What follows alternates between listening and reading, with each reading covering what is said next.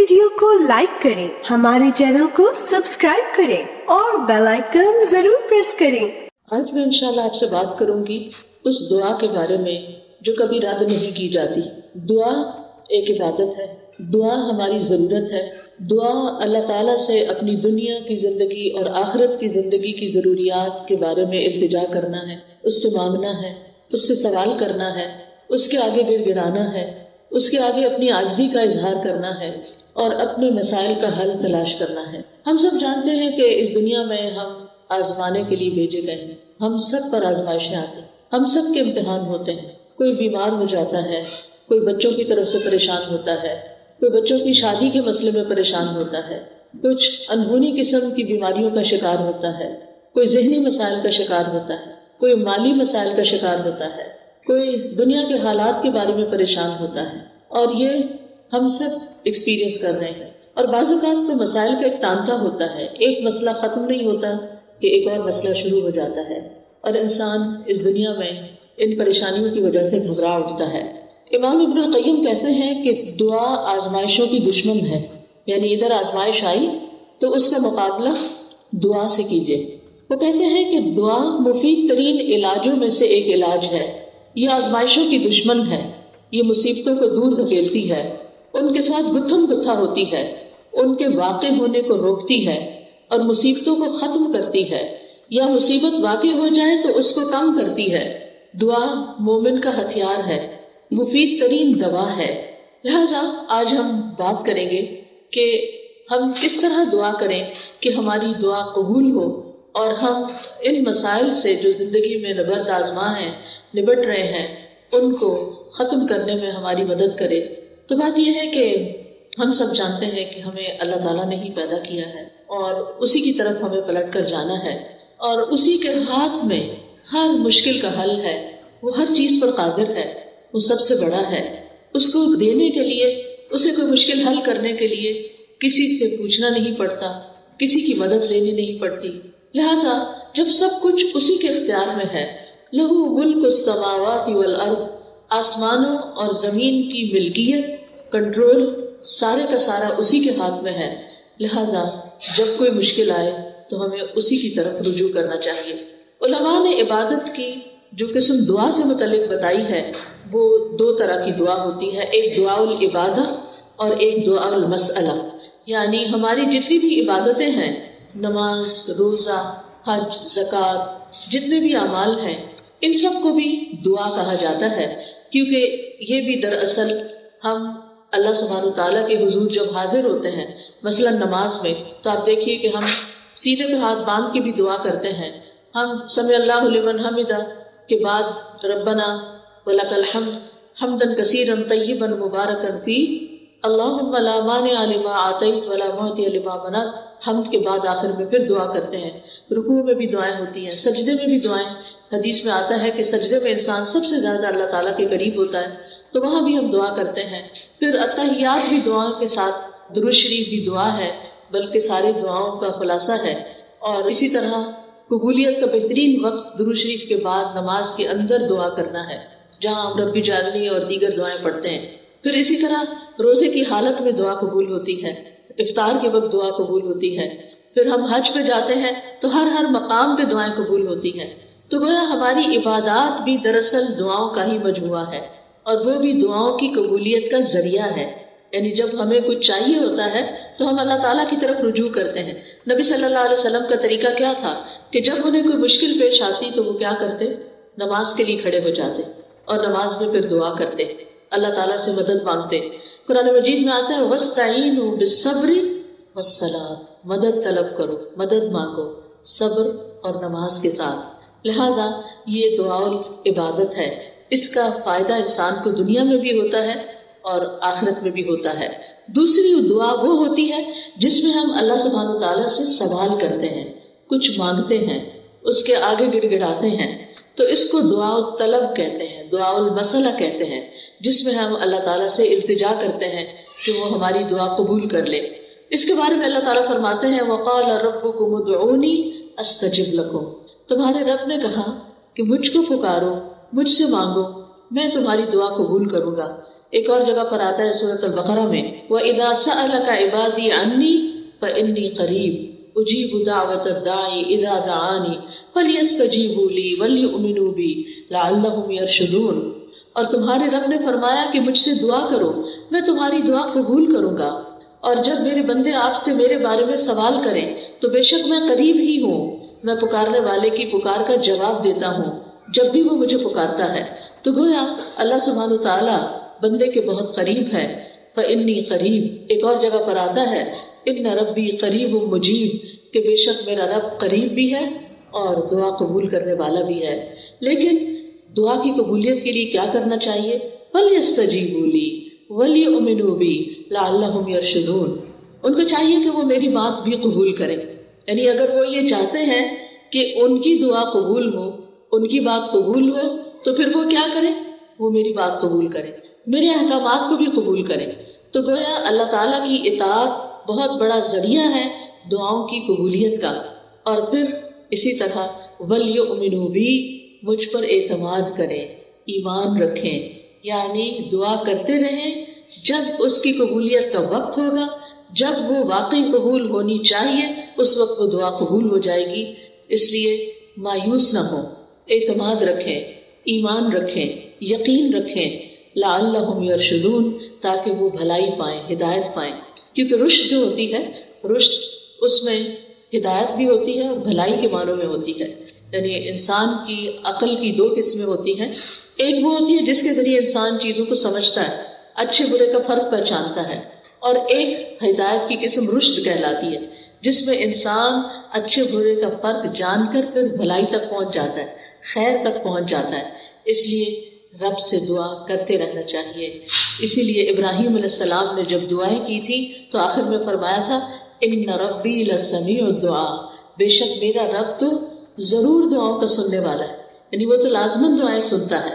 اور السمیع کا لفظ اس کا یہ مطلب نہیں کہ وہ صرف سن لیتا ہے اور بس بات ختم، نہیں، اس کا مطلب یہ ہے کہ جیسے ہم رکوع سے سر اٹھاتے ہیں تو کہتے ہیں سمع اللہ لمن حمدہ، کہ جو اللہ کی تعریف کرتا ہے اللہ تعالیٰ اس کی حمد کو سنتا ہے، بلکہ مطلب یہ ہے کہ اس کی حمد کو قبول بھی کرتا ہے، دعاؤں کو قبول بھی کرتا ہے۔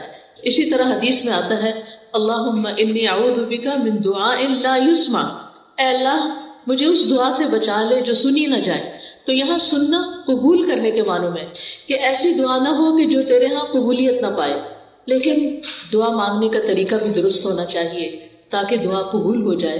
اس کے بارے میں اللہ تعالیٰ کا فرمان ہے سورۃ الاعراف میں، اللہ تعالیٰ فرماتے ہیں ادعوا ربکم تضرعا وخفیا انہ لا یحب المعتدین، تم اپنے رب کو عاجزی سے اور چپکے چپکے پکارو، یعنی دعا مانگتے ہوئے انسان کے اندر عاجزی ہونی چاہیے، خشوع ہونا چاہیے، انسان کو ہمبل ہونا چاہیے، اپنے آپ کو رب کے سامنے محتاج ظاہر کرنا چاہیے۔ اور پھر فرمایا وَلَا تُفْسِدُوا فِي الْأَرْضِ بَعْدَ إِصْلَاحِهَا، دعاؤں کی قبولیت چاہتے ہو تو آہوزاری سے پکارو، چپکے چپکے پکارو۔ اللہ تعالیٰ حد سے بڑھنے والوں کو پسند نہیں کرتا، اور تم زمین میں اس کی اصلاح کے بعد فساد نہ کرو، یعنی زمین میں مطیع اور فرمانبردار بن کے رہو، بگاڑ پیدا نہ کرو۔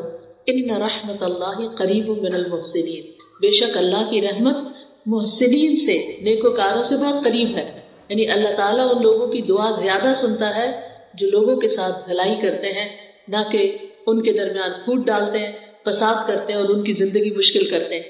لہٰذا اگر ہم چاہتے ہیں کہ ہماری دعائیں قبول ہوں تو اس کے لیے بہت ضروری ہے کہ پھر ہم اللہ سبحانہ وتعالیٰ کے حقوق بھی ادا کریں اور اللہ کے بندوں کے ساتھ بھی بھلائی کا اور رحمت کا معاملہ کریں۔ یعنی ہم چاہتے ہیں کہ ہم پر رحمت کی جائے تو ہمیں کیا کرنا چاہیے؟ دوسروں کے ساتھ رحم کا معاملہ کریں۔ کہتے ہیں نا ارحموا من فی الارض یرحمکم من فی السماء، تم اس پر رحم کرو جو زمین میں ہے تو تم پر وہ رحم فرمائے گا جو آسمان میں ہے، یعنی اللہ سبحانہ تعالیٰ تم پر اپنی رحمت فرمائے گا۔ تو اس سے یہ پتہ چلتا ہے کہ دعا مانگنے کے وقت انسان کا طریقہ کیا ہونا چاہیے۔ سب سے پہلے کہ گڑ گڑا کے، پوری توجہ سے، رو کے، اللہ سبحانہ تعالیٰ کے آگے فریادیں کر کے، لیکن حد سے نہ بڑھا جائے۔ حد سے بڑھنا کیا ہے کہ انسان ایسی حرکتیں شروع کر دے کہ جن کا سنت سے کوئی تعلق نہیں، نبی صلی اللہ علیہ وسلم نے اس طرح کی دعا نہیں مانگی۔ پھر اسی طرح یہ کہ پوری امید کے ساتھ دعا کرنی چاہیے، پورے یقین کے ساتھ دعا کرنی چاہیے کہ ہماری دعا قبول ہوگی۔ اللہ تعالیٰ سے نا امید نہیں ہونا چاہیے. وَادْعُوهُ خَوْفًا وَطَمَعًا، خوف رکھتے ہوئے اور امید کے ساتھ دعائیں کرنی چاہیے. یعنی انسان دعا مانگنے سے رکے نہیں بلکہ مانگتا رہے. دیکھا جائے تو اللہ تعالیٰ کو تو انسان کی دعا کی ضرورت نہیں کہ بندہ اس سے ضرور مانگے. یہ تو انسان کے اپنے فائدے میں ہے کہ انسان اللہ سے مانگتا رہے. یہ جو اللہ تعالیٰ ہمیں حکم دے رہے ہیں کہ دعا مانگتے رہو، تو آپ دیکھیے کہ اس میں ترغیب دی جا رہی ہے. اس کو ضرورت نہیں ہے، ہمیں ضرورت ہے، ہم محتاج ہیں. سورۃ فاطر میں اللہ تعالیٰ فرماتے ہیں یا ایھا الناس انتم الفقراء الی اللہ واللہ هو الغنی الحمید. اے لوگو تم سب اللہ کے محتاج ہو اور اللہ بے نیاز ہے، تعریف والا ہے. یعنی محتاج ہم ہیں، ضرورت ہماری ہے اور اللہ بے نیاز ہے، اس کو ضرورت نہیں ہے، اس کو کسی کی محتاجی نہیں ہے کہ کوئی دعا کرے گا تو اس کی شان بلند ہوگی. وہ تو پہلے سے ہی بلند شان کا مالک ہے. ایک حدیث قدسی میں آتا ہے اللہ تعالیٰ فرماتے ہیں اے میرے بندو تم کبھی مجھے نقصان پہنچانے کی طاقت نہیں رکھو گے، یعنی میرا کچھ نہیں بگاڑ سکتے کہ مجھے نقصان پہنچا سکو، نہ کبھی مجھے فائدہ پہنچانے کے قابل ہوگے کہ مجھے فائدہ پہنچا سکو. نہ ہم اللہ تعالیٰ کا نقصان کر سکتے ہیں اور نہ ہی اس کو فائدہ دے سکتے ہیں. اسی لیے ایک اور حدیث میں آتا ہے اے میرے بندو اگر تمہارے پہلے والے اور تمہارے بعد والے اور تمہارے انسان اور تمہارے جن سب مل کر تم میں سے ایک انتہائی متقی انسان کے دل کی طرح ہو جائیں تو اس سے میری بادشاہت میں کوئی اضافہ نہیں ہوگا. یعنی اگر ہم سب کے سب بہت نیک بھی بن جائیں تو اللہ تعالیٰ کو تب بھی کوئی فائدہ نہیں. ہم اپنا سارا مال بھی خرچ کر دیں تو اللہ تعالیٰ کا کچھ بھی فائدہ نہیں، اس کا ریٹرن خود ہم ہی کو ملنے والا ہے. تو بات یہ ہے کہ دعا انسان ہی کو فائدہ دیتی ہے، لہٰذا دعا مانگتے رہنا چاہیے کیونکہ دعا ایک عبادت ہے. ہم اپنی زندگی میں جتنی بھی دعائیں کریں گے اتنی زیادہ اللہ تعالیٰ کی محبت پائیں گے، کیونکہ نبی صلی اللہ علیہ وسلم نے فرمایا لیس شیء اکرم علی اللہ من الدعاء، اللہ کے ہاں دعا سے بڑھ کر کوئی چیز عزت والی نہیں. یعنی ہم بندوں سے مانگتے ہیں تو وہ کیا ہوتا ہے، ذلت ہوتی ہے، لیکن جب ہم اللہ سے مانگتے ہیں تو اللہ تعالیٰ کے ہاں درجات بلند ہوتے چلے جاتے ہیں، عزت بڑھتی چلی جاتی ہے. دعا کرنے والے سے اللہ تعالیٰ محبت کرتا ہے اور جو دعا نہیں کرتا اس سے کیا ہوتا ہے پتہ نا آپ کو، اللہ تعالیٰ اس سے ناراض ہوتا ہے. جو دعا نہیں کرتا، جو اللہ سے نہیں مانگتا، جو اللہ کے سامنے اپنی حاجت نہیں رکھتا، اللہ تعالیٰ اس سے ناراض ہوتا ہے. لہٰذا دعا کرنے والے اللہ کے محبوب ہیں اور نہ مانگنے والوں سے اللہ تعالیٰ ناراض ہوتا ہے. دعا نہ کرنا تکبر کی علامت ہے. بعض لوگوں کو کہا جاتا ہے نا دعا کرو، میں تو بہت کر لی کوئی فائدہ نہیں ہوا، یا کہتے ہیں اس کو تو پتہ ہی ہے ہمیں کیا چاہیے، ہمیں کیا ضرورت ہے کہ ہم اس سے مانگیں. نہیں، ہمیں ضرورت ہے اس سے مانگنے کی، اور جب تک ہم مانگتے رہیں گے ہماری نیکیوں میں اضافہ ہوتا رہے گا اور ایک وقت آئے گا کہ قبول بھی ہو جائے گی. قیامت کے دن یعنی ہر دعا قبول ہوتی. کچھ دعائیں دنیا میں اسی وقت دیر اینڈ دن قبول ہو جاتی، کچھ دعاؤں کے بدلے میں اللہ تعالیٰ ہماری کچھ اور خیر بھلائی کر دیتا ہے جو ہم خود مانگ نہیں رہے ہوتے. اللہ تعالیٰ وہ چیزیں ہمیں عطا کر رہا ہوتا ہے جو ہماری اس دعا کی قبولیت سے زیادہ بڑی ضرورت ہوتی ہے. اور کچھ دعائیں ہماری آخرت کے لیے سیو کر دی جاتی ہیں. جب ہمارے عمل میں کچھ بہت اچھا نہیں ہوتا، ہمارے پاس بہت ساری نیکیاں نہیں ہوتی، لیکن ہم کسی مسئلے میں پریشان ہوتے ہیں اور دعائیں کرتے رہتے ہیں، تو یہ ہماری نیکیوں میں اضافے کا ذریعہ بن جاتی ہیں. اور قیامت کے دن اللہ تعالیٰ کے ہاں جب بندہ ان دعاؤں کا اجر پائے گا جو دنیا میں قبول نہیں ہوئی تھی، تو انسان کیا تمنا کرے گا، کاش دنیا میں میری کوئی دعا بھی قبول نہ ہوئی ہوتی اور آج سارے کا سارا مجھے یہی ملتا. ہم سب جانتے ہیں کہ دنیا کی زندگی جو ہے وہ ہماری بہت ہی محدود سی ہے. یہاں اگر ہمیں سب کچھ بھی مل جائے تو بھی ہم دیکھتے ہیں کہ یا وہ چیز ختم ہو جاتی ہے یا ہم چلے جاتے ہیں دنیا سے. یعنی کچھ بھی تو یہاں باقی رہنے والا نہیں. ہمارے پاس قارون کے خزانے بھی ہوں تو وہ بھی ختم ہو جائیں گے، تو بھی ہمیں دنیا سے چلے جانا ہے. کل من علیہا فان ویبقى وجہ ربک ذو الجلال والاکرام. اس لیے کبھی بھی مایوس نہ ہو، مانگتے چلے جائیں، مانگتے چلے جائیں. دعا مانگنے سے کبھی بھی تھکے نہیں. لیکن دعا مانگنے کے کچھ آداب ہیں، کچھ شرائط ہیں، وہ ہمیں ضرور سیکھ لینی چاہیے، اور اگر ہم نے سیکھی ہوئی ہیں تو ضرور دوہرا لینی چاہیے. اور اس کا فائدہ کیا ہے کہ اس سے ہماری دعائیں قبول بھی ہوں گی اور ہمارے دل میں ایک اطمینان بھی پیدا ہوگا. تو ابن قیم نے چند سطروں میں دعا کا خوبصورت نچوڑ پیدا کیا ہے. وہ کہتے ہیں کہ وہ کون سی اہم چیزیں ہیں جو کسی انسان کو دعا کرتے ہوئے معلوم ہونی چاہیے، اور اس کے آخر میں انہوں نے یہ جملہ کہا ہے پورے یقین کے ساتھ کہ جو ان شرائط کو پورا کر کے دعا کرے گا وہ دعا کبھی رد نہیں ہوگی. یعنی اس کی دعا کبھی رد نہیں ہوگی. تو آج کا موضوع بھی یہی ہے کہ وہ کون سی دعا ہے جو رد نہیں ہوتی، یعنی وہ کس طریقے سے مانگی ہوئی دعا ہے جو ضرور قبول ہو جاتی ہے. اور یہ باتیں انہوں نے اپنی کتاب الجواب الکافی لمن سأل عن الدواء الشافی، اردو میں بھی کتاب آپ نے اس کا ترجمہ دیکھا ہوگا دواء شافی کے نام سے. ہو سکتا ہے آپ میں سے کچھ لوگوں نے یہ کتاب پڑھی ہو. بہت ہی اچھی کتاب ہے، پڑھنے کے لائق ہے. میں سمجھتی ہوں جس نے زندگی میں یہ کتاب نہیں پڑھی اس کے علم میں بہت بڑی کمی ہے. اردو میں یہ کتاب، انگلش میں بھی کچھ مختصر سی شاید ٹرانسلیشن ہے، اصل کتاب عربی میں ہے. اگر آپ کو اردو نہیں بھی سمجھ آتی، نہیں پڑھ سکتے، تو کم از کم آپ اس کے آڈیو لیکچر سن سکتے ہیں. قرآن فار آل ایک ایپ ہے جس میں دواء شافی کے سارے لیکچرز ریکارڈڈ موجود ہیں. اس میں سے ایک ایک لیکچر اگر آپ کر کے سنیں گے تو کتاب ختم ہو جائے گی. آڈیو بک ہے وہ، اور چھوٹا چھوٹا میں نے ایکسپلین بھی کیا ہوا ہے اس میں. تو اس سے آپ کو زندگی گزارنے کے بہت سارے پر حکمت ایسے نکتے ملیں گے کہ جن کو اپنا کے آپ کی زندگی میں ایک اطمینان اور سکون پیدا ہو جائے گا. تو بہرحال اس کتاب کا ترجمہ النس اینڈ دا کیور کے نام سے بھی آپ دیکھیے گا ضرور. تو دعا کی قبولیت کے اسباب کون سے ہیں؟ اگر آپ کے پاس کاپی پین ہو تو اپنے پاس نوٹ کر لیجئے، اور اگر نہیں تو دل پہ لکھ لیجئے. سب سے پہلی چیز دل کا حاضر ہونا، یعنی دعا کی قبولیت کے لیے سب سے اہم ترین چیز کیا ہے کہ دل کی حضوری کے ساتھ دعا کی جائے. یعنی مقصد کو حاصل کرنے کے لیے مقصد کو پہلے اچھی طرح سمجھ لینا چاہیے کہ مانگنا کیا ہے. پھر مانگنے کے لیے الفاظ کیا ہونے چاہیے، کیونکہ آپ دیکھیے جتنے اچھے الفاظ سے آپ مانگتے ہیں نا، اور جتنے پیار سے مانگتے ہیں، جتنی عاجزی سے مانگتے ہیں، تو جو آپ مانگتے ہیں وہ آپ کو مل جاتا ہے. آپ کسی انسان سے بھی، کسی بچے سے بھی، مثلا بعض اوقات ایسا ہوتا ہے نا، بچہ آپ کی کوئی چیز اٹھا کے بھاگ جاتا ہے تو آپ اسے کہتے ہیں ادھر آؤ، واپس لاؤ، تو کیا ہوتا ہے وہ اور دور بھاگتا ہے. لیکن اگر آپ پیار سے اس کو کہتے ہیں اچھا یہ دیکھو ادھر آؤ، میرے پاس یہ چیز بھی ہے تمہارے لیے، آؤ، تو وہ اس چیز کو دیکھتا ہے تو وہ فوراً آ جاتا ہے. تو جو پیار کی بات ہوتی ہے نا، محبت کی بات ہوتی ہے، اور توجہ سے بات جو کی جاتی ہے، اس کا اثر ہی کچھ اور ہوتا ہے. بعض اوقات ہم ایسے کہتے ہیں، ہمارے ہاتھ میں فون ہوتا ہے اور ہم کسی سے بات کر رہے ہوتے ہیں تو وہ دوسرے کو کوئی اثر نہیں ہوتا، بچے اس بات کا کوئی اثر نہیں لیتے. تو توجہ، دل کی حضوری، اچھے الفاظ، اور غفلت سے باہر آ کے اچھے سے مانگنا.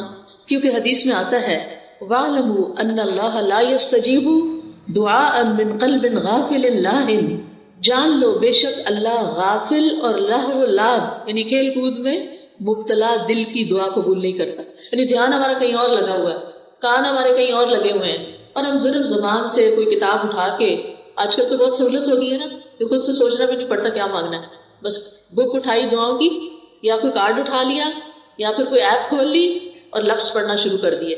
ٹھیک ہے وہ بھی دعائیں ہیں، لیکن ان کو بھی سلیقے سے پڑھنے کی ضرورت ہے.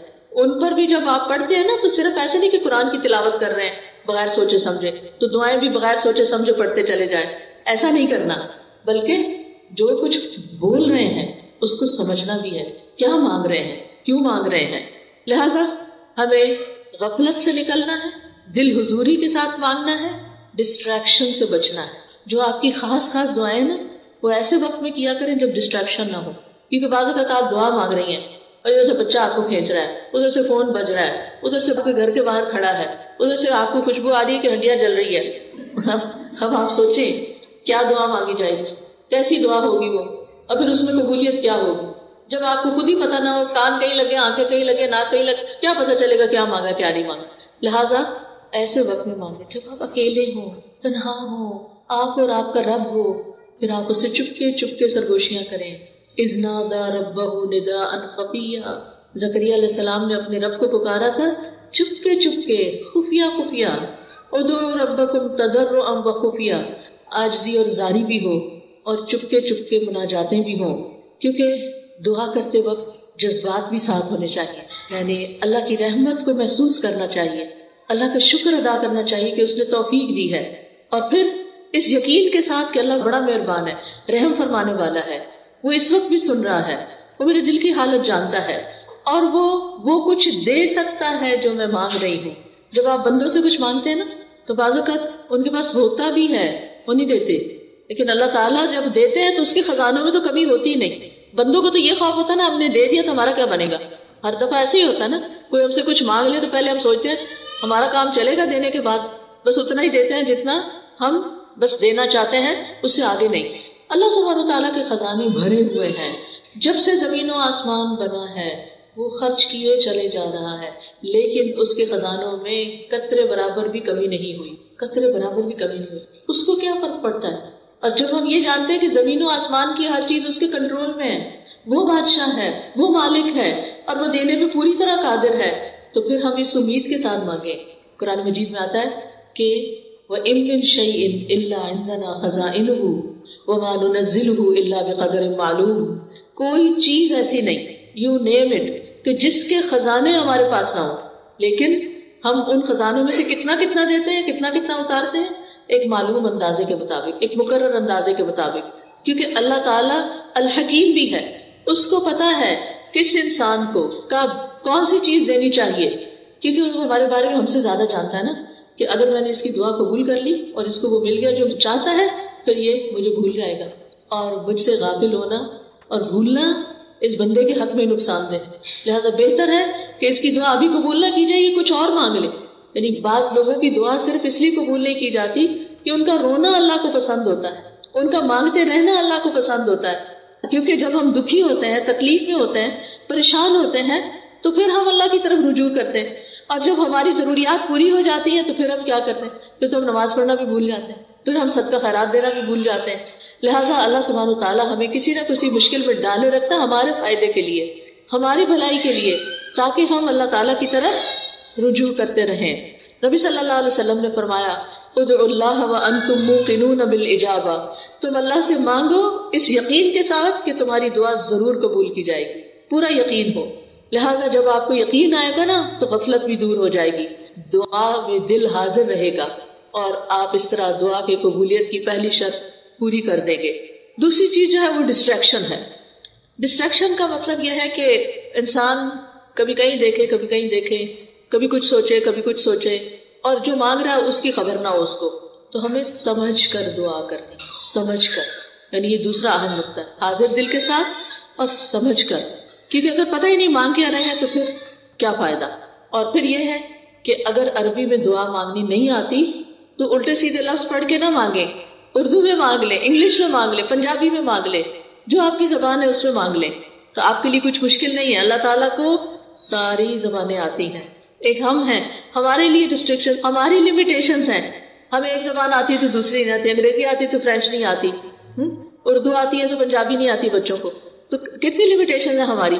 اللہ تعالیٰ کے لیے کچھ مشکل نہیں، کسی بھی ڈائلیکٹ میں، کسی بھی زبان میں، کسی بھی وقت، کسی بھی لمحے کچھ بھی مانگتے ہیں، وہ سب کچھ سمجھتا ہے، جانتا ہے، اور دینے پر پوری طرح قادر ہے۔ پھر آپ دیکھیے کہ دعا کرتے وقت کسی بے مقصد کام میں مشغول نہ ہو۔ اچھا بعض لوگ موبائل سے دعائیں پڑھتے ہیں، ٹھیک ہے، سہولت کے لیے پڑھ سکتے ہیں آپ، اب کیا ہوتا ہے اتنے میں اوپر ایک نوٹیفیکیشن آ جائے، اچھا آدھی دعا پڑھی، آدھا میسج پڑھا، نہ ادھر کے نہ ادھر کے، ملٹی ٹاسکنگ ہو رہی۔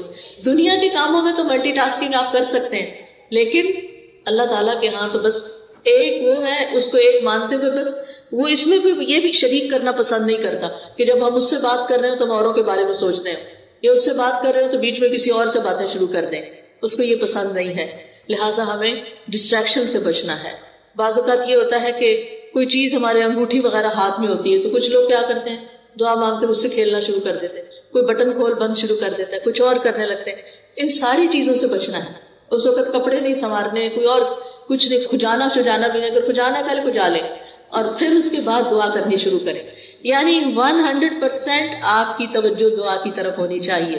ہمارے اسلاف میں سے کسی نے ایک شخص کو دیکھا کہ دعا کر رہا تھا، ساتھ کنکریوں سے کھیل رہا تھا۔ انہوں نے کہا یہ کنکریاں پھینک دو اور اپنی دعا پہ توجہ کرو، دعا کرتے ہوئے تمہارا دل اور اعضاء سارے، پورا جسم اس طرف متوجہ ہونا چاہیے۔ تو یہ تھی پہلی شرط، ٹھیک ہے۔ دوسری شرط یا دوسرا نقطہ یا دوسرا ادب کیا ہے؟ قبولیت کے 6 اوقات میں سے کسی وقت میں دعا کرنا۔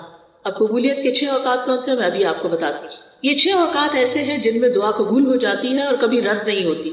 لہٰذا دل کو حاضر رکھنے کے ساتھ ساتھ دوسری چیز وقت کا انتخاب ہے کہ کس وقت آپ مانگیں، کون سا زیادہ سوٹیبل ٹائم ہے۔ تو ان میں سے سب سے پہلے رات کا آخری تہائی حصہ، 1/3 of last part of the night. اب وہ کیا ہے، جیسے آپ کے موبائل پہ وہ ٹائمنگز ہوتے ہیں نا صلاۃ کے، تو وہ آ جاتا ہے تہجد کا وقت آ جاتا ہے، آج کل شاید 1:30 ہے یا کچھ اس طرح، تو وہ لاسٹ پارٹ آف نائٹ ہوتا ہے جو تیسرا حصہ آخری حصہ ہوتا ہے رات کا، فجر کی اذان سے پہلے، آپ سمجھے 1.5-2 گھنٹے پہلے۔ اب اس وقت میں آپ اللہ تعالیٰ سے دعا کریں گے، جو کہ تہجد کا وقت ہوتا ہے، سب سو رہے ہوتے ہیں، فون کالز کرنے والے بھی سو رہے ہیں، آنے جانے والے بھی سو رہے ہیں، گھر والے بھی سو رہے ہیں، بچے بھی سو رہے ہیں، سبھی سو رہے ہیں۔ اب آپ کا رب جاگ رہا ہے، لہٰذا جب آپ کی آنکھ کھلے تو آپ اپنے رب کو پکاریں، چاہے آپ بستر میں لیٹے ہوئے پکاریں، منع نہیں ہے لیٹ کے دعا کرنا، آپ لیٹ کے بھی دعا کر سکتے ہیں۔ اس وقت کوئی آپ کو دیکھ نہیں رہا ہوگا، آپ اللہ کے آگے رو سکتے ہیں، آپ اپنی التجائیں فریادیں کر سکتے ہیں۔ اگر کوئی ساتھ سویا ہوا ہے تو پھر زور سے نہیں بولیے، دل دل میں بولیے، کیونکہ اللہ تعالیٰ نے اجازت دی ہے کہ ادعوا ربکم تضرعا وخفیا، خفیہ خفیہ، چپکے چپکے، وسپرنگ میں، دل ہی دل میں اللہ کے ساتھ فریادیں کرنا شروع کر دیں، اور یہ دل کی حضوری کا بہترین وقت ہے۔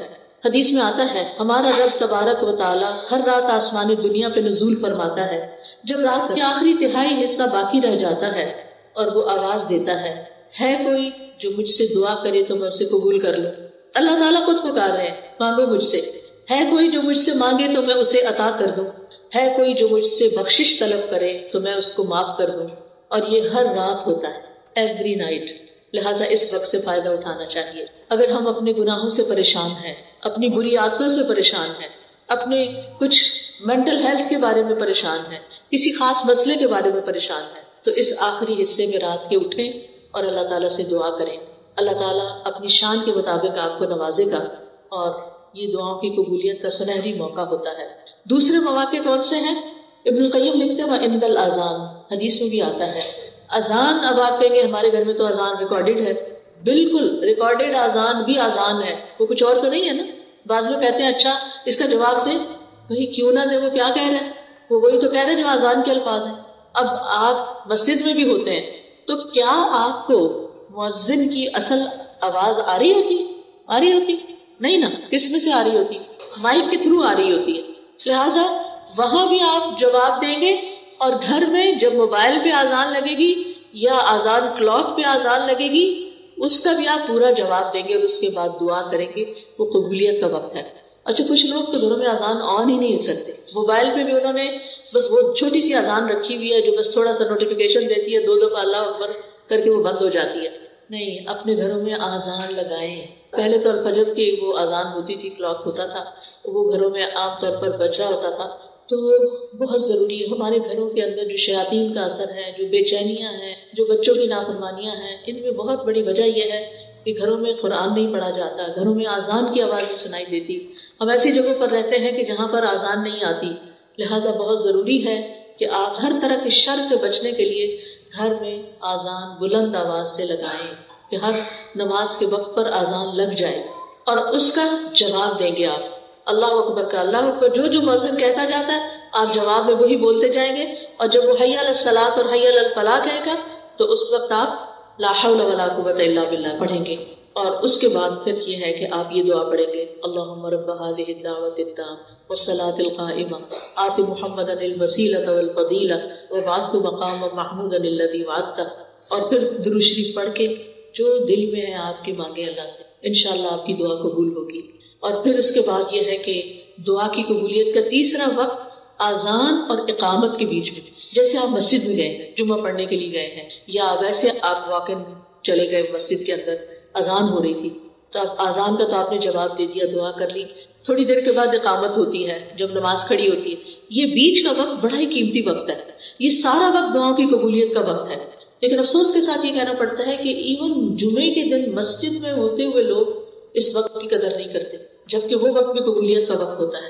لہٰذا آپ کا دل اگر بوجھل ہے، آپ پریشان ہیں، آپ جہاں ڈرائیو کیجیے اور جائیے مسجد میں جا کے بیٹھ جائیے، اذان سنیے، اذان اور اقامت کے بیچ میں خوب اللہ سے رو کے دعائیں کیجیے، اور پھر نماز پڑھ کے آ جائیے۔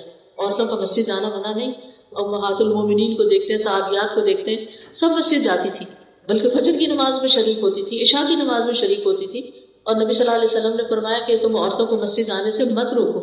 لہٰذا یہاں اگر گھر کے اندر آپ کی سیٹسفیکشن نہیں ہوتی تو آپ اللہ کے گھر بیت اللہ شریف جانا تو دور کی بات ہے، وہاں تو ہر وقت کی دعائیں قبول ہو رہی ہوتی، لیکن یہاں بھی جو آپ کے لوکل مساجد ہیں ان کو بھی آباد کیجیے۔ کتنا افسوس ہوتا ہے کہ رمضان میں پھر لوگ مسجدوں میں آ جاتے ہیں اور رمضان ختم ہوتا ہے، کسی وقت آپ جا کے دیکھیں عصر کی نماز میں چند نمازی ہوں گے، مغرب کو جا کے دیکھیں، فجر کو جا کے دیکھیں. حالانکہ مردوں کے لیے مسجد میں نماز پڑھنا واجب ہے، لازم ہے، اور عورتوں کے لیے اس کی رخصت ہے کہ جب چاہیں جائیں. لہٰذا اس وقت کو آپ نے ضائع نہیں کرنا. پھر دعا کی قبولیت کا چوتھا وقت فرض نماز کے آخر میں. فرض نماز کے آخر میں وہ کون سا وقت ہوتا ہے؟ سلام پھیرنے سے پہلے. جہاں آپ اتحیات پڑھتے ہیں نا، تو اتحیات پڑھنے کے بعد درود شریف پڑھتے ہیں. آپ نے ساری نماز مکمل کر لی، اب آپ اس وقت صرف رب جل پڑھ کے سلام نہ پھیر دیں، وہ بھی پڑھیں. اور اس کے علاوہ آپ کی جو بھی دعا ہے دل میں، اردو میں نہیں مانگے.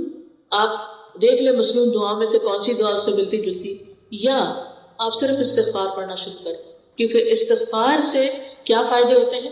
یعنی آپ کہیں استغفر اللہ ربی من کل ذنب واتوب الیہ، ربی انی ظلمت نفسی. یہ دعا تو مصنون دعا ہے ویسے بھی. ربی انی ظلمت نفسی ظلما کثیرا ولا یغفر الذنوب الا انت. تو یہ دعا آپ پڑھ سکتے ہیں اور دل میں اپنی حاجت رکھیں. سورۃ نوح اگر آپ پڑھیں تو اس میں آتا ہے کہ نوح علیہ السلام نے اپنی قوم کو بہت سمجھایا تھا اور کہا تھا، میں نے اپنی قوم سے کہا کہ اپنے رب سے استغفار کرو. استغفار کا مطلب ہوتا ہے اپنے گناہوں کی معافی مانگو. فائدہ کیا ہوگا؟ یرسل السماء علیکم مدرارا، تم پر آسمان سے موسلا دھار بارشیں برسائے. آج آپ دیکھیں کہ کینیڈا کا کیا حال ہو گیا، کتنا ڈراؤٹ ہو گیا ہے، کتنے عرصے سے ڈھنگ سے بارش نہیں ہوئی. ہم اس کو فار گرانٹیڈ لیتے ہیں کیونکہ ہر تھوڑے دن بعد بارش، ہر تھوڑے دن کبھی سنو ہو رہی ہے، کبھی بارش ہو رہی. ہم سمجھتے تھے یہ ہمارا حق ہے. لیکن اب آپ دیکھیں مہینہ ہوا ہے مجھے واپس آئے ہوئے اور مسلسل دھوپ نکل رہی ہے یا بادل آ رہے ہیں، ہلکی پھلکی پار پڑتی ہے اور بات ختم ہو جاتی ہے. کتنی جگہوں پر آگ لگی ہوئی ہے اور اس کی پولوشن یہاں تک، اس کا دھواں اسموک یہاں تک آ رہا ہے اور لوگوں کے گلے خراب ہو رہے ہیں. اور کیا کہہ رہے ہیں ماہرین کہ اس کا حل صرف بارش ہے. بارش ہوگی تو یہ آگ بجھے گی. ان کے پاس کوئی طریقہ ذریعہ نہیں ہے آگ بجھانے کا. تو آپ خود سوچئے کہ ہم سب کو اجتماعی استغفار کرنی چاہیے. ہم یہ نہ سوچیں کہ سب کچھ ہے کہ کیا فرق پڑتا ہے اگر نہیں بھی بارش تو اچھا موسم ہے، باہر چھتری نہیں لے کے جانی پڑے گی، پارک میں جا کے بیٹھیں گے، دھوپ میں بیٹھیں. نہیں، بارش کی انسانوں کو، جانوروں کو، پرند چرند ہر ایک کو ضرورت ہوتی ہے. پودوں کو ہماری ضرورت ہے، ہم سب کو ضرورت ہے. اگر پانی کی سطح نیچے چلی جائے تو آپ دیکھیں کہ کھیت ویران ہو جاتے ہیں. لہٰذا اللہ سبحانہ وتعالیٰ سے استغفار کرنا ہے. اور پھر آسمان سے بارشیں برسنے کے علاوہ کیا ہے؟ تمہارے لیے مال اور اولاد ہوگی. یعنی تمہیں مال بھی ملے گا. اگر کسی کو اپنے فائنینشیل پرابلمس ہیں وہ بھی کثرت سے استغفار پڑھے. یا اولاد کی طرف سے کوئی پریشانی ہے، بچے ہیں نہیں، بچے ہیں لیکن بیمار ہیں، بچے ہیں لیکن بات نہیں مانتے، بچے ہیں لیکن شادی نہیں ہو رہی، کوئی بھی مسئلہ اولاد سے ریلیٹڈ ہے تو کیا کرے؟ استغفار کی کثرت کر دے، اپنے گناہوں کی معافی مانگتے چلے جائیں. اور وَيَجْعَلْ لَكُمْ أَنْهَارًا، تمہارے لیے نہریں جاری کر دے گا اللہ تعالیٰ. باغات ہوں گے، نہریں ہوں گی. تو جب فرض نماز ختم کریں تو اس سے پہلے کم از کم ایک دفعہ استغفار ضرور پڑھ لیں. اللہم اغفر لی ذنبی کلہ دقہ و جلہ اولہ و آخرہ سرہ و علانیتہ. یہ ایک استغفار کی دعاؤں کا کارڈ بھی ہے. اس میں آپ دیکھیں کہ بہت سی استغفارات کے ورژنز ہیں جن کو آپ تہجد کے وقت بھی پڑھ سکتے ہیں اور اس کے علاوہ بھی یاد کر سکتے ہیں. یہ گناہوں کی بخشش کا کارڈ ہے، ہر ایک کے پاس ہونا چاہیے. جیسے پہلے بھی میں نے عرض کیا نا کہ الفاظ میٹر کرتے ہیں، ورڈز ڈو میٹر، کہ آپ کن لفظوں سے بول رہے ہیں، کن لفظوں سے معافی مانگ رہے ہیں. ہمارے پاس تو اتنے اچھے لفظ نہیں ہوتے، لیکن قرآن مجید کی آیات اور جو نبی صلی اللہ علیہ وسلم کے الفاظ ہیں وہ خوبصورت الفاظ ہیں، تو ان کے ذریعے استغفار کریں تو انشاءاللہ آپ کے مسائل حل ہوں گے. اب یہ جو سلام پھیرنے سے پہلے کا وقت ہے یہ بہت قیمتی وقت ہے، کیونکہ آپ نے وضو کیا، قبلے کی طرف رخ کیا، اللہ اکبر کہہ کے اللہ کی بڑائی بیان کی، ہاتھ باندھ کے اس کے سامنے کھڑے رہے، اللہ کے کلام کی تلاوت کی، آپ نے رکوع کیا، آپ نے اللہ کی حمد بیان کی، آپ نے سجدہ کیا، آپ اتحیات میں بیٹھے، اور پھر آپ نے 1 رکعت پڑھی، 2 رکعت پڑھی، 3 پڑھی، 4 پڑھی، اور اب آپ تشہد میں بیٹھے ہوئے ہیں. عاجزی کا انداز ہے، گھٹنے موڑ کے بیٹھنا، عاجزی کے ساتھ بیٹھے ہوئے ہیں اور قبلہ رخ کیا ہوا ہے، درود شریف پڑھ لیا آپ نے. کتنی ساری چیزیں جمع ہو گئی آپ کی دعا کی قبولیت کے لیے. لیکن عام طور پر لوگوں کو پتہ ہی نہیں ہوتا کہ یہ دعا کی قبولیت کا وقت ہے، لہٰذا وہ جلدی سے ربی جلدی بے سوچے سمجھے پڑھ کے سلام پھیر دیتے اور ایک موقع گنوا دیتے ہیں. لہٰذا اگر مثال کے طور پر آپ بیمار ہیں تو آپ اللہ تعالیٰ سے دعا کر سکتے ہیں، اللہم اشفنی، اللہم اشفنی، اللہ مجھے شفا دے دے، اللہ مجھے شفا دے دے. پھر اسی طرح یہ ہے کہ اس وقت ایک خاص دعا نبی صلی اللہ علیہ وسلم نے سکھائی ہے اور وہ ہے اللہم انی اعوذ بک من عذاب القبر واعوذ بک من عذاب جہنم وأعوذ بك من فتنة المسيح الدجال وأعوذ بك من فتنة المحيا والممات اللهم إني أعوذ بك من المأثم والمغرم. یہ دعا جو ہے یہ لازم پڑھنی چاہیے نماز کے آخر میں، کیونکہ ہم دنیا کی مسائل پہ پریشان ہوتے ہیں جبکہ ہم لگژریس گھروں میں رہتے ہیں، ہمارے پاس اچھے اچھے کھانے ہیں، ہمارے پاس اچھا اچھا پہننا ہے، ہم ایک پرامن ملک میں رہتے ہیں. لہٰذا اگر چھوٹا سا بھی مسئلہ آ جائے تو ہمارے سر پہ وہ چھا جاتا ہے اور باقی چیزیں ہم بھول جاتے ہیں کہ ہمارے آگے کیا ہونے والا ہے. قبر میں تو ہم نے تنہا ہونا ہے نا، وہاں تو کوئی ساتھ نہیں ہوگا. لہٰذا وہاں کی تکلیف اور وہاں کے عذاب اور وہاں کی مشکل کے بارے میں دعا کریں. قیامت کے دن جہنم کی سزا سے بچنے کی دعا کریں، پھر اسی طرح گناہوں سے بچنے کی دعا کریں. تو یہ بہت جامع دعا ہے، یہ بھی آپ کو یہاں نماز کے اذکار کتاب جو ہے اس میں مل جائے گی. دعا کی قبولیت کا 5واں وقت، ابن قیم کہتے ہیں 5واں وقت جمعے کا دن ہے. جمعے کے دن میں 2 اوقات ایسے ہوتے ہیں جب دعا قبول ہوتی ہے. ایک جب امام ممبر پہ چڑھ رہا ہوتا ہے، اس وقت سے لے کر جمعے کی نماز مکمل ہونے تک تو آپ مسجد میں پہلے سے ہی چلے جائیں اور اس وقت دعا شروع کر دیں جب امام اپنا خطبہ شروع کرتا ہے، جب اس وقت اذان ہوتی ہے. نبی صلی اللہ علیہ وسلم نے فرمایا جمعے کے دن ایک گھڑی ایسی بھی آتی ہے کہ اگر وہ کسی بندہ مسلم کو اس حال میں میسر آ جائے کہ وہ اللہ سے خیر کا سوال کر رہا ہو تو اللہ اسے وہ چیز ضرور عطا کر دیتا ہے. دوسری گھڑی کیا ہے؟ اچھا ساعت کا لفظ ہے نا، ساعت 60 منٹ کو نہیں کہتے، یہ کم بھی ہو سکتا ہے زیادہ بھی ہو سکتا ہے. شیخ صالح العثیمین کہتے ہیں کہ یہ تقریباً 45 منٹ ہے، ٹھیک ہے. اور اس کے علاوہ عصر سے لے کے مغرب تک کا وقت دعاؤں کی قبولیت کا وقت ہے جمعے کے دن. لہٰذا اگر آپ کی کوئی حاجت ہے، آپ کی کوئی پریشانی ہے تو آپ اس وقت کو بھی استعمال کر سکتے ہیں. دعاؤں کی قبولیت کا 6واں وقت عصر سے لے کر مغرب تک جمعے کا دن، یعنی اس وقت دعائیں کرتے رہنا چاہیے. تو یہ 6 اوقات میں نے آپ کو بتائے ہیں. اور پھر کچھ جگہ ہیں جیسے بیت اللہ شریف کے پاس جا کر، اور پھر مینا عرفات میں. اگر آپ نے حج نہیں کیا ہو تو حج کا پلان کریں. جو لوگ حج پہ جا رہے ہیں آپ ان کو کوئی نہ کوئی گفٹ دیں. آپ کے لیے ایک گفٹ بیگ ہم نے تیار کیا حاجیوں کے لیے. اس میں چھوٹی سی کتاب ہے، کارڈ ہے، جو چھوٹے سے بیگ میں وہ لوگ رکھ کے لے جا سکتے ہیں. سمپل ٹو دا پوائنٹ باتیں ہیں. تو ان سے آپ ریکویسٹ کریں کہ وہ آپ کے لیے ان مقامات پر بھی دعا کریں. تیسری بات دعا کی قبولیت کے لیے عاجزی اور انکساری ہے کہ دل میں خشوع و خضوع ہو، انکساری ہو، اللہ کے آگے ذلت اور عاجزی کا، ذلت اور انکساری کا اظہار ہو. اور جو شخص اللہ کے آگے فقیر بن کے مانگتا ہے اللہ تعالیٰ اس کی دعا سنتا ہے. انبیاء کے بارے میں قرآن مجید میں آتا ہے وَيَدْعُونَنَا رَغَبًا وَرَهَبًا وَكَانُوا لَنَا خَاشِعِينَ، کہ وہ ہمیں رغبت اور خوف سے پکارتے تھے، یعنی امید اور خوف کے ساتھ ہم سے دعا کرتے اور ہمارے لیے عاجزی کرنے والے تھے. تو اس سے کیا پتہ چلتا ہے کہ جو اپنی دعا میں عاجزی کرتا ہے اللہ تعالیٰ اس کی دعا قبول فرماتا ہے. خشوع کا کیا مطلب ہوتا ہے؟ خشوع وہ خوف ہوتا ہے جو دل میں راسخ ہوتا ہے. عام طور پر لوگ لفظ خشوع بولتے ہیں لیکن اس کا مطلب نہیں جانتے. خشوع کیا ہے؟ اللہ کا ایسا خوف جو دل میں جم گیا ہے، دل میں راسخ ہو گیا ہے. اور کہتے ہیں خشوع سے نماز پڑھو. کیا مطلب ہے اس کا؟ اس کا یہ مطلب نہیں کہ کوئی دھیان آپ کا ادھر ادھر نہیں جائے، نہیں، اللہ سے ڈرتے ہوئے، یعنی کہ اللہ پہ احسان جتاتے ہوئے نہیں، کہ دل کے اندر اللہ کا خوف ہو. اور خاشعین کون ہوتے ہیں؟ جن کے دلوں میں اللہ کا ڈر ہوتا ہے، عاجزی ہوتی ہے اللہ کے سامنے، انکساری ہوتی ہے. اس کا یہ مطلب نہیں کہ منفی خوف، نہیں، مثبت خوف.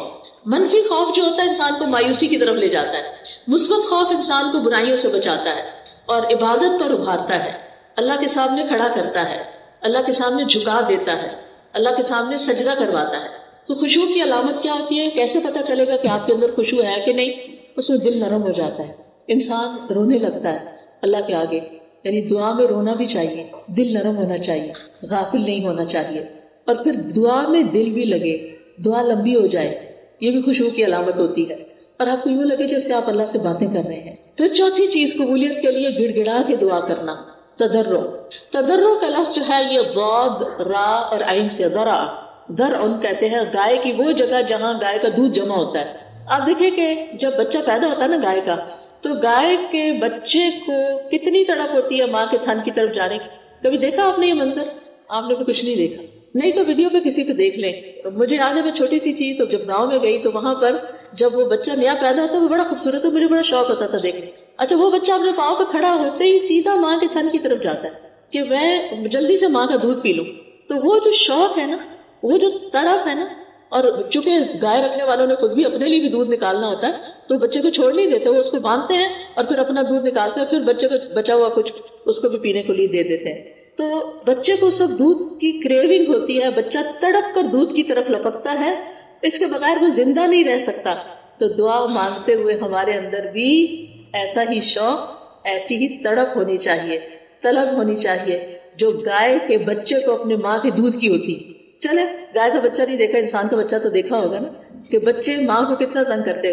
کل ہی میں کسی ماں اور بچے کے ساتھ تھی تو میں دیکھ رہی تھی، بچہ کھیل کے آتا تھا، واپس آ کے ماں کے اوپر چڑھتا اور ماں کا گریبان کھینچنے لگتا کہ مجھے دودھ پلاؤ. وہ پلاتی، پھر وہ تھوڑی دیر پھر اس کا دھیان کھیل کی طرف ہوتا، پھر وہ چھوڑ کے کھیل میں لگ جاتا، پھر وہ واپس آتا، پھر اس کا یہ. تو یہ جو شوق ہے نا کہ پلٹ پلٹ کے اللہ کی طرف جانا کہ اللہ تعالیٰ آپ ہماری دعا قبول کر لیں، بس آپ نہیں دینا ہے، آپ نہیں کرنا ہے. تو یہ تڑپ بڑی ضروری ہے، کیونکہ انسان اللہ کے بغیر تو زندہ نہیں رہ سکتا نا، وہ تو پھر لاشا ہے جو ایک چلتا پھرتا ہے. اصل چیز کیا ہے کہ انسان اللہ سبحانہ وتعالیٰ کے ساتھ یعنی ایک تعلق رکھے، ایک آہوزاری رکھے. اور پھر آپ دیکھتے ہیں کہ جن بچڑوں کی مائیں مر جاتی نا گائے، تو بچڑے زندہ بھی نہیں رہتے. یعنی اللہ سبحانہ وتعالیٰ کے ساتھ تعلق کے بغیر، اس کی محبت کے بغیر، اس کے خوف کے بغیر ہماری زندگی نہیں ہے. ہم زندہ لوگوں میں سے نہیں، ہم جی رہے ہیں، بس کھا رہے ہیں، پی رہے ہیں، چل رہے ہیں، پھر رہے ہیں، لیکن دل مردہ ہے، دل میں کوئی خوشی نہیں ہے، دل میں جینے کی کوئی امنگ نہیں ہے. اسی لیے آپ دیکھیں کہ جو مایوس لوگ ہوتے ہیں وہ خودکشی کرنا چاہتے ہیں، وہ زندہ ہی نہیں رہنا چاہتے. تو دعا جو ہے وہ انسان کو مایوسی سے بچاتی ہے، ڈپریشن میں جانے سے بچاتی ہے. آپ کو ایک سہارا ہوتا ہے، آپ کو ایک امید ہوتی ہے کہ آپ کا رب ہے، وہ زندہ رب ہے، الحی القیوم، وہ ضرور سنے گا اور وہ اس بھمر سے مجھے نکالے گا، اس مشکل سے مجھے باہر لے جائے گا.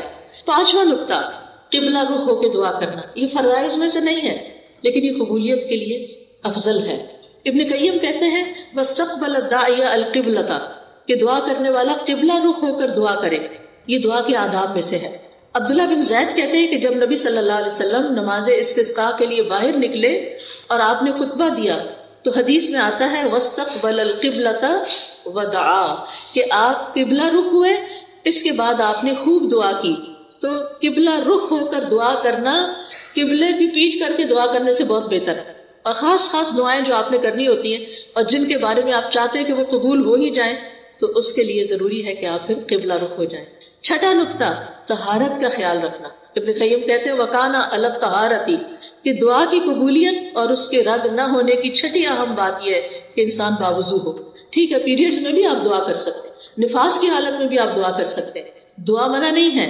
لیکن اگر آپ چاہتے ہیں کہ پاک صاف ہو کر کریں تو وہ زیادہ افضل ہے اور قبولیت کے قریب ہے. کیونکہ ہوتا کیا ہے، ہماری دعاؤں کی قبولیت میں گناہ رکاوٹ ہوتے ہیں. جب انسان وضو کرتا ہے تو کیا ہوتا ہے، گناہ جڑ جاتے ہیں نا.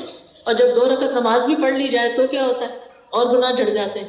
تو پھر آپ دعا کرتے ہیں تو کیا ہوتا ہے، دعا قبول ہو جاتی ہے. اس لیے وَاسْتَعِینُوا بِالصَّبْرِ وَالصَّلَاةِ، جب خاص کوئی مشکل آ جائے، کوئی تکلیف ہو، خاص نفل پڑھیں، بہتر ہے تہجد کے وقت پڑھیں ورنہ کسی بھی وقت پڑھیں، اور پھر اللہ تعالیٰ سے دعا کریں. 7واں نقطہ، اللہ تعالیٰ سے ہاتھ اٹھا کے مانگنا، خوب اونچے کر کے مانگنا، یا اللہ تو مجھے عطا کر. چاہے جوڑ کے مانگے، چاہے تھوڑا فاصلہ ہو، دونوں طرح ہی ٹھیک ہے. حدیث میں آتا ہے بے شک تمہارا رب حیادار اور سخی ہے، وہ اس بات سے شرماتا ہے کہ بندہ دعا کے لیے اس کی طرف ہاتھ اٹھائے اور وہ انہیں خالی لوٹا دے. اللہ تعالیٰ ہاتھوں کو خالی نہیں پھیرتا. آپ دیکھیں کہ اللہ تعالیٰ الغنی ہے، الکریم ہے، زمین و آسمان کا بادشاہ ہے، تو اس کو تو کچھ بھی دینا مشکل نہیں. تو جب وہ بندہ ہاتھ اٹھاتا ہے، سوال کرتا ہے، تو اللہ تعالیٰ کو یہ اچھا نہیں لگتا کہ اس کو کہے اچھا کچھ نہیں، جاؤ واپس، وہ ڈال دیتا ہے. اب یہ ہے کہ آپ اپنے آپ کے بارے میں ذرا سوچیں کہ جب کوئی آپ کے سامنے سوال رکھتا ہے، ہاتھ پھیلاتا ہے، آپ کسی مال میں گئے ہیں وہاں یا کسی ایسی جگہ پر، وہ سڑکوں کے کنارے کھڑے ہوتے ہیں نا یہاں بھی لوگ، تو دیکھ کے دل بڑا برا ہوتا ہے کہ ہائے کچھ دیا نہیں، پتہ نہیں کتنے ضرورت مند ہوں گے.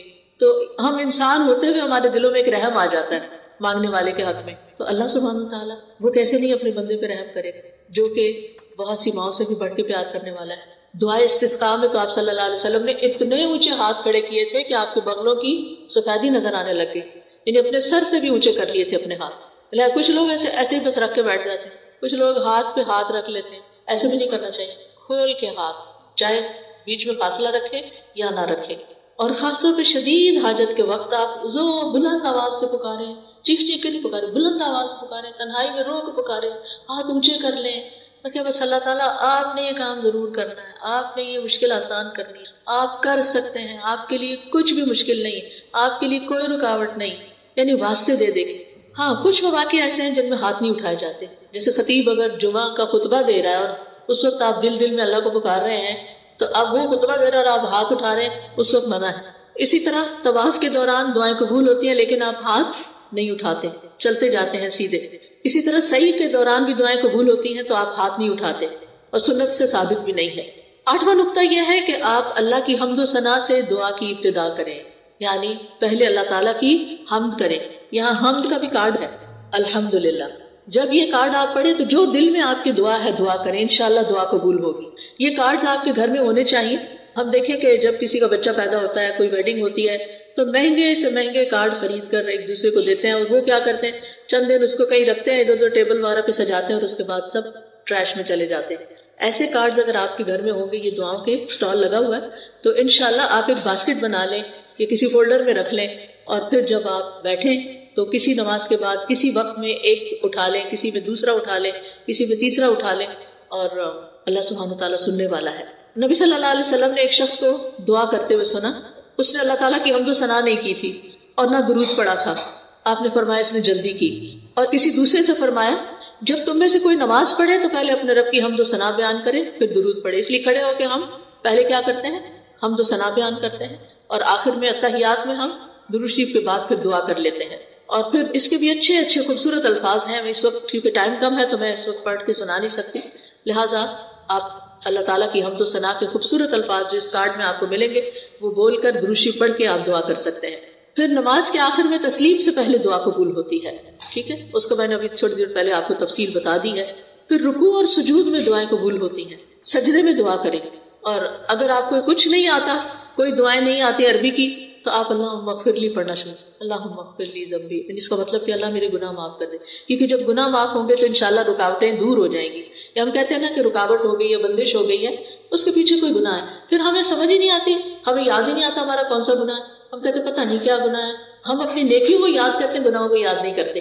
ٹھیک ہے آپ نیکیوں کو بھی یاد رکھیں، لیکن آپ گناہوں کو ضرور یاد کریں کہ کہیں میں نے کسی کے حق تو نہیں مارا، کہیں کسی رشتہ دار کی حق تلفی تو نہیں کی، کہیں کسی ضرورت مند کی میں نے تو ضرورت نہیں پھیر دی، کسی ضرورت مند کا مذاق تو نہیں اڑایا، کبھی کسی پہ باتیں تو نہیں بنائی، کبھی کسی بہن بھائی کو ضرورت ہوئی تو میں نے کان بند کر لیا اور اس کی مدد نہیں کی۔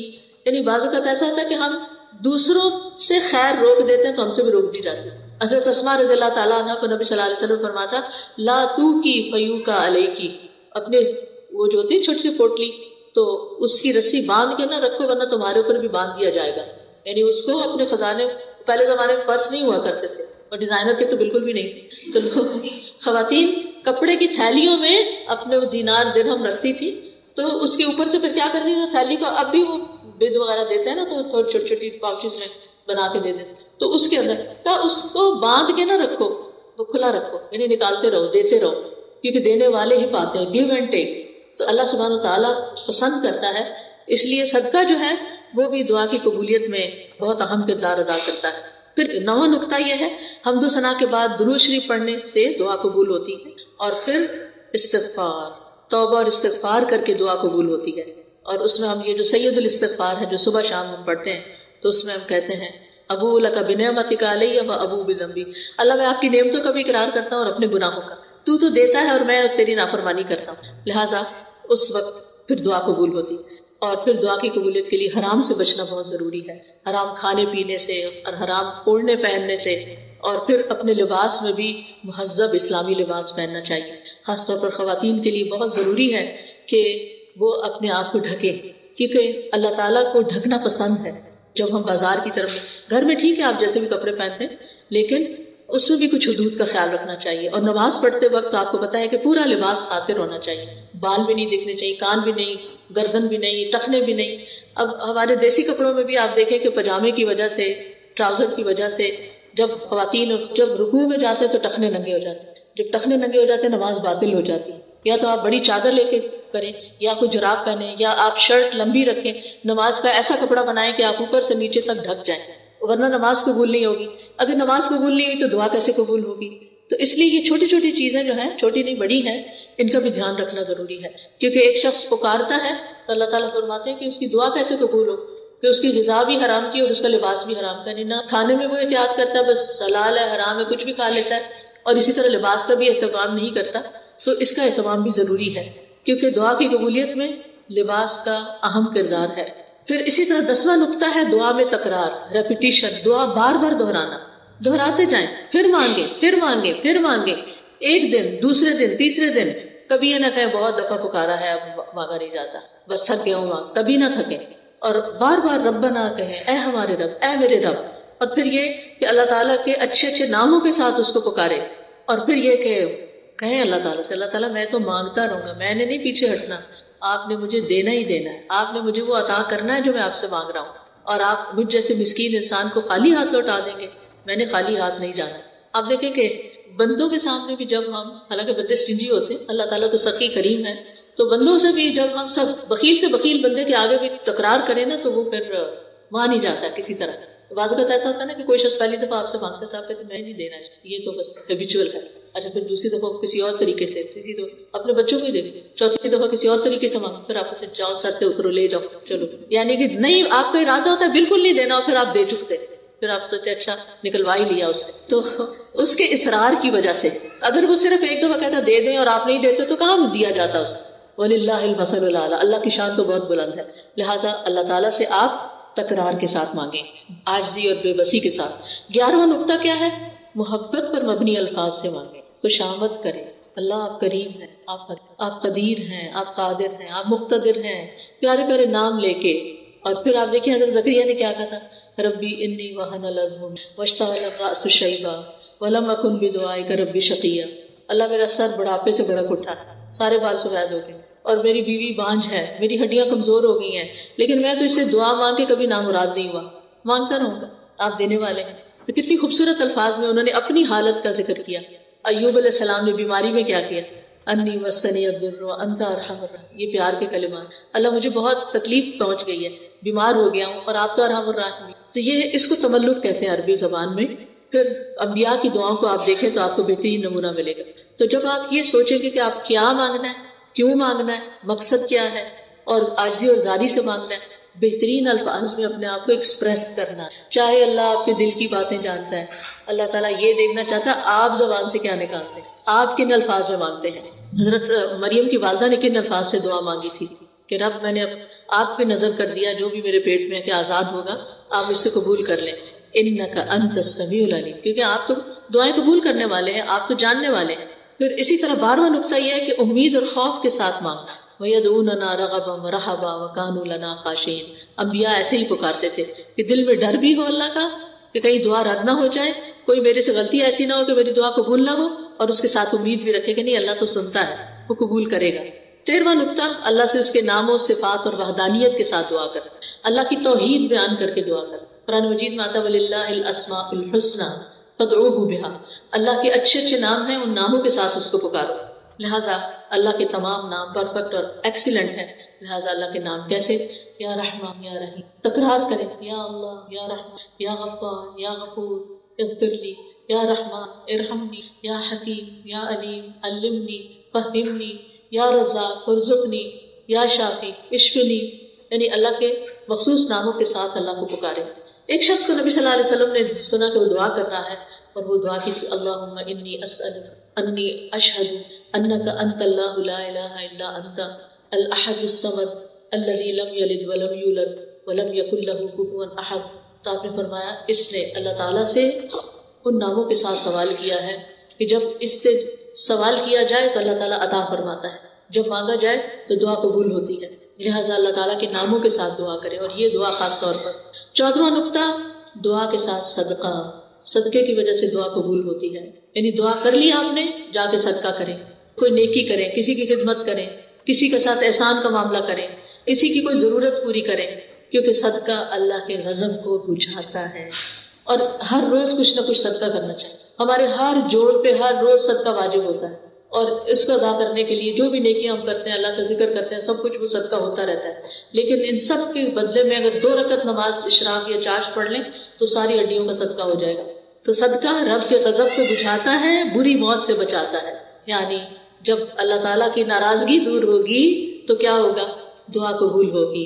اور پھر یہ ہے کہ اللہ تعالیٰ کے عظیم نام کے ساتھ، اسم اعظم جس کو کہتے ہیں، اس کے بارے میں مختلف اقوال ہیں. اللہ کا نام جو ذاتی نام ہے نا، یا اللہ، اللہ، یہ سب سے بڑا نام. باقی سب اللہ تعالیٰ کی صفات ہے. لہٰذا یا اللہ، یا رحمان، یا رحیم، یہ اس طرح بھی پکار سکتے ہیں. یا حی یا قیوم برحمتک استغیث. نبی صلی اللہ علیہ وسلم نے کس طرح دعائیں کی تھی بدر کے مقام پر. تو چونکہ ہمارا وقت ختم ہونے لگا، لہٰذا تھوڑی سی دعا کر لیتے ہیں اور اس کے ساتھ ہی آپ سے اجازت چاہوں گی. سبحان اللہ والحمد للہ ولا الہ الا اللہ واللہ اکبر ولا حول ولا قوة الا باللہ العلی العظیم. اللہم صلی علی محمد وعلی آل محمد كما صليت على إبراهيم وعلى آل إبراهيم إنك حميد. اللهم بارك على محمد وعلى آل محمد كما باركت على إبراهيم وعلى آل إبراهيم إنك حميد. اللهم نسألك يا الله بأن لك الحمد لا إله إلا أنت المنان بديع السماوات والأرض يا ذا الجلال والإكرام يا حي يا قيوم ان تغفر لنا وترحمنا وان تجیرنا من عذاب. یا رب العالمین بخش ہم پہ رحم، ہمیں آگ کے عذاب سے بچا لے. وان ترزقنا اخلاصا فی القول والعمل وان تدخلنا الجنة وتباعدنا. اللہ ہمیں اپنی باتوں میں، اپنے عمل میں اخلاص عطا اور ہمیں جنت میں داخل کر دے اور آگ سے بہت دور رکھ. اللہم عاقب رقابنا من النار. اللہ ہماری گردنوں کو آگ سے آزاد کر دے. ہمارے والدین، ہمارے بچوں، ہماری مائیں، ہمارے رشتہ دار، ہمارے دوست اور جن سے ہم محبت کرتے ہیں، اللہ ان سب کو آگ سے بچا لے. اللہم اغفر لنا ذنوبنا. اللہ ہمارے گناہوں کو معاف کر دے. اللہ جتنی بہنیں آئی ہیں ان کے دلوں میں جو دعائیں ہیں، حاجتیں ہیں، اللہ ان کو پورا کر دے. اللہ ان کی ضروریات پوری کر دے. سب لوگ اپنی اپنی ضرورت کے بارے میں سوچیں. یا اللہ تو سب بہنوں کی دعا قبول کرو. اللہ جو مالی مشکلات میں ان کی دعائیں قبول کر، جو بیمار ہیں ان کی بیماری فرما، جو بچوں کے رشتوں کے لیے پریشان ہیں ان کی پریشانی، جو دلوں کی بے چینی اور روحانی امراض کا شکار ہیں ان کی بیماری دور فرما. اللہ ہمارے گھروں میں خیر و برکت نازل فرما. ہمارے بچوں کو اپنے دین کے لیے چن لے، ہمارے لیے صدقہ جاریہ بنا. یا اللہ ہمیں اپنا پسندیدہ بندہ بنا. اللہم وفقنا لما تحب و ترضی.